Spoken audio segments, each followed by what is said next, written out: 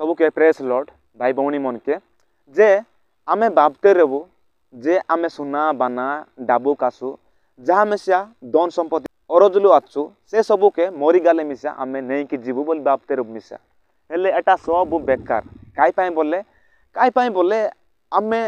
गोटे विषय आमे जानी पारु नाई महाप्रभु के जदि जानू नाई आमे सुना बाना ए सबू किछि जतकी अरजले मिसा सबू बेकार अटे देखा बाइबल रो वाक्य आमके कहलानी जे तुम जतकी अरजलासनी सेटा सबू बेकार है जे बेकार मोर वाक्य के मानी कर रुआ तुम अनंत जीवन पाइबास बोली कहलानी जे सुना बाना आमे आणु नाई जन्म तानी कि आमके सृष्टि कला महाप्रभु मिसा आमके सुना बाना दे नाई जे आमे ए जगत लग किछि आणु नाई अरे मरीगले मिसा आमे नहीं करी न जाऊ जे